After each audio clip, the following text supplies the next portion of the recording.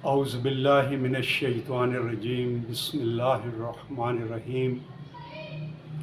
میرے آج کے ٹاپک کا عنوان ہے لا الہ کا مقصد اللہ کے نظام کو قائم کرنا ہے۔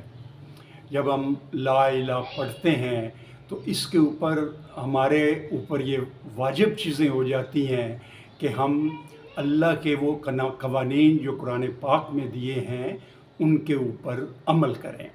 اللہ کا مطلب لا الہ کا مطلب اللہ کے قوانین کو ماننا اور غیر اللہ کے قوانین کی نفی کرنا۔ جب ہم اللہ کے قوانین کو ماننے کا عہد کرتے ہیں تو اس کا مطلب ہے قرآن پاک میں اللہ نے جو 2000 کے لگ بھگ اپنے احکامات اور ہدایات دی ہیں، ہم پر فرض ہو جاتا ہے کہ ہم ان کو مانیں۔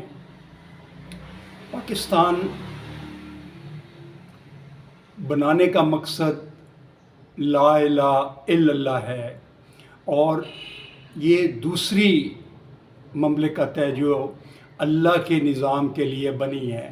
پہلی مملکت ریاست طیبہ تھی جو مکہ مدینہ میں قائم ہوئی، اور اس کے بعد دوسری ریاست یہ اسلامی جمہوریہ پاکستان ہے جو مسلمانوں کی بے دریغ قربانیوں اور قائد اعظم کی دانشمندانہ رہنمائی میں یہ دوسری ریاست قائم کی گئی۔ یہ ریاست کا قائم ہونا، اس میں اللہ کی بہت سے راز پوشیدہ ہیں۔ اس ریاست کا اللہ کے نام کے اوپر بننا، 27ویں رمضان المبارک کو بننا، اور پھر مسلمانوں کی بے دریغ قربانیوں کا صلہ ہے کہ آج ہم آزاد ملک میں سانس لے رہے ہیں، اور یہ پاکستان کی پہلی ایٹمی مسلمان دنیا کی پہلی ایٹمی طاقت ہے جو اللہ پاک نے ہمارے لیڈروں کی، ہمارے آرمی کی، ہمارے انجینئرز کی، ڈاکٹر قدیر صاحب کی یہ کوششوں اور اس کی رہنمائی کا نتیجہ ہے۔ اللہ تعالیٰ کی رہنمائی کے نتیجے میں یہ ریاست ایٹمی طاقت بنی۔ آج ہم دیکھتے تھے کہ جناب پاکستان آج گیا، حیران ہوتے ہیں کہ اللہ کے نام کے اوپر بننے والی مملکت کیسے ختم ہو سکتی ہے؟ اس کا تو اللہ خود محافظ ہے۔ یہ 27ویں رمضان المبارک کو بننے والی ریاست، اس کی وہ خود حفاظت کرے گا اور کر رہا ہے۔ میرے بھائیوں، دوستوں، بیٹیوں، بہنوں، میں آپ سے ایک گزارش کرنا چاہتا ہوں، اور وہ یہ ہے کہ جس وقت ہم اپنے ملک میں یہ دیکھتے ہیں کہ ہم نے تو لا الہ کے نام پہ لیا تھا، تو یہ غیر لا الہ کے قوانین اور غیر لا الہ کے کام چل رہے ہیں، تو ہمیں دکھ ہوتا ہے، تکلیف ہوتی ہے کہ ہمارے آباء و اجداد نے قربانیاں دی تھیں لیکن وہ مقاصد پورے نہیں ہو رہے۔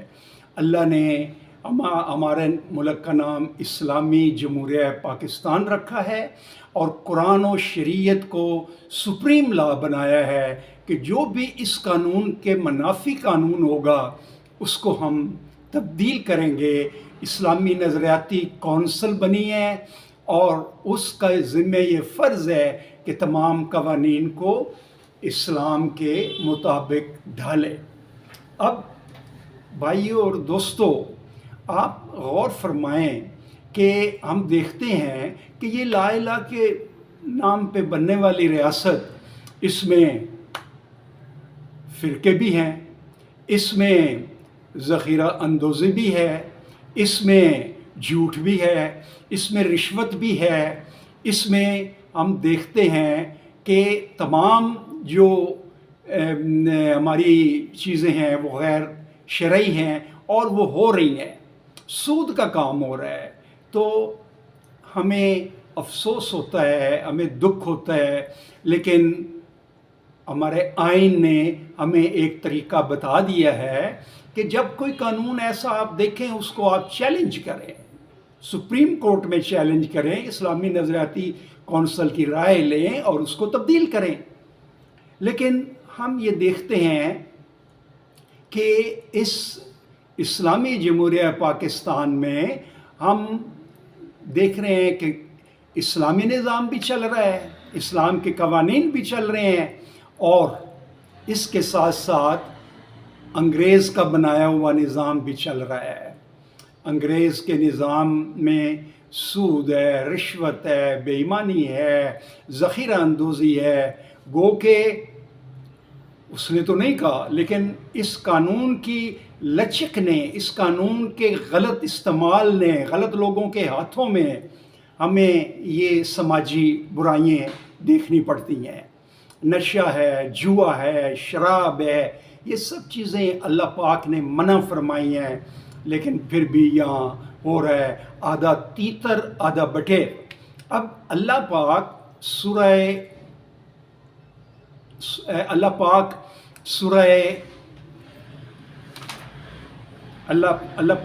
अल बकरा में आयत नंबर 86 में फरमाता है कि क्या तुम ईमान लाते हो किताब अल्लाह के एक हिस्से पर और इनकार करते हो दूसरे हिस्से का? नहीं है सज़ा ऐसे लोगों को ये कि दुनिया में वो ज़िल्लत और ख्वारी उनकी होगी और आखिरत में वो सख्त तरीन अज़ाब की तरफ वो फेर दिए जाएंगे। तो मेरे भाइयों, अल्लाह ने ऐसे निज़ाम में जहाँ ये चीज़ें चल रही हों कि कुछ इस्लाम की चीज़ों पे अमल हो रहा हो और कुछ अंग्रेज़ की गैर इस्लामी दफ़ात के ऊपर अमल हो रहा हो, तो ऐसे निज़ाम को अल्लाह ताला पसंद नहीं करता और ये ला इलाहा के मनाफी है।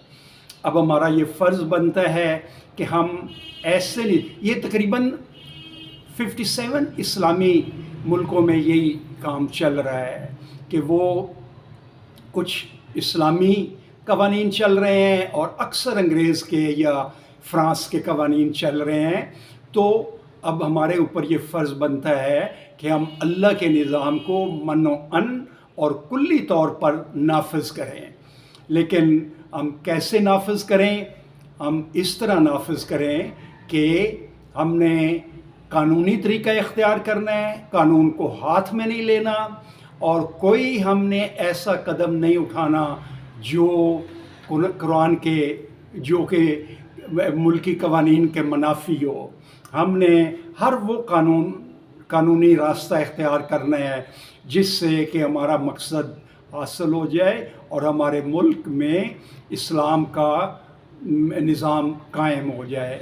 बल्कि तमाम इस्लामी ममालिक को मैं दावत देता हूँ कि वो अपने ममालिक में पुरअमन तरीके से, शरई तरीके से और बग़ैर कानून को हाथ में लिए निज़ाम की तब्दीली का पुरअमन रास्ता तलाश करें, ताकि पूरी इंसानियत इन कवानीन, इन असूलों, अल्लाह की इन हिदायत से मुस्तफ़ीद हो सके।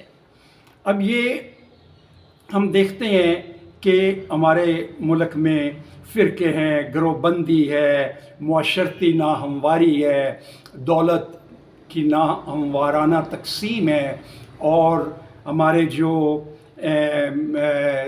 ज़मीन है उसके ऊपर चंद ख़ानदानों का कब्ज़ा है। हालांकि ज़मीन तो अल्लाह की है, अल्लाह की मलकियत है, और अल्लाह सूरह रहमान में फ़रमाता है कि ये नौ इंसानी के लिए है, ये तमाम इंसानियत के लिए है, ये किसी फ़र्द वाहिद या किसी ग्रोह के लिए नहीं है। अब हम ये देखते हैं कि हम इस निज़ाम की तब्दीली की दो कैटेगरी बनती हैं। एक कैटेगरी तो ये बनती है कि जहाँ इस्लामी ममालिक हैं, अक्सरियत मुसलमानों की है, मुसलमान रहते हैं, उसमें तो पहला तरीका ये है कि हम कानूनी रास्ता इख्तियार करें, अदम तशद्दुद का रास्ता इख्तियार करें, और वो मुल्क हमारा जो पाकिस्तान इतनी कुर्बानियों से हमने हासिल किया है, और इस वक्त भारत, अमेरिका, इसराइल, ये तमाम शैतानी कुव्वतों ने اس ملک کے خلاف سازشوں کا دائرہ وسیع کر دیا ہے۔ ہم ایسی پوزیشن پیدا کریں کہ جس میں ان کی سازشوں کا کلا کما ہو اور ہمارے ملک کا نظام تبدیل ہو جائے۔ اسی طرح ہم تمام اسلامی ممالک میں اپنے جو قوانین ہیں ان کو قرآن و شریعت، قرآن و سنت کے مطابق ہم تبدیل کریں، اور وہ پرامن طریقہ، بغیر تشدد کے طریقہ، بغیر ملکوں کو نقصان پہنچانے والا طریقہ، جس سے ہم ملک کے نظام میں تبدیلی لائیں۔ دوسری کیٹیگری یہ ہے کہ ہمارے کئی مسلمان، تقریباً تمام مسلمان ہر دنیا کے کونے کونے میں رہتے ہیں۔ دوسرا یہ ہے کہ ہماری وہاں حکمت عملی کیا ہونی چاہیے۔ ہماری وہاں حکمت عملی یہ ہونی چاہیے کہ ہم وہاں پہ اسلام کا نظام، پہلی بات تو یہ ہے اس ملک کے قوانین کو ماننا ہمارے اوپر واجب ہے۔ ہم اس ملک کے قوانین کو مانیں۔ جب ہم قوانین کو مانتے ہیں تو ہمارے پاس دوسرا راستہ صرف اور صرف تبلیغ کا رہ جاتا ہے۔ وہاں ہم اسلام کے اصولوں کی، اسلام کے نظام کی تبلیغ کریں، پرامن طریقے سے تبدیل کریں، پرامن طریقے سے ہم تبلیغ کرتے ہوئے لوگوں کو ہم خیال بنائیں، لوگوں کو اس نظام کی خصوصیات سے مستفید فرمائیں، اور دعا کرتے رہیں اور تمنا رکھیں کہ ہمارا الٹیمیٹ گول یہ ہے کہ ہم نے ان ملک کے لوگوں کو بھی اللہ کے نظام سے مستفید کرنا ہے۔ یہ ہمارا الٹیمیٹ گول ہونا چاہیے۔ لیکن ہم اس ملک کے قوانین کے خلاف بغاوت نہیں کر سکتے، اس ملک کے قوانین کے خلاف نہیں جا سکتے، اس کی فرما برداری ہمارے اوپر لازمی ہے، لیکن تبلیغ ہم کریں، اور جب اسلام کا غلبہ ہو جائے ہم دل میں یہ رکھیں کہ ہم نے اس نظام کو بھی اللہ کے نظام سے مستفید کرنا ہے، اور خلق خدا کو اللہ کی ہدایت کے مطابق وہ ہم نے اس کے مطابق قانون کو بدلنا ہے۔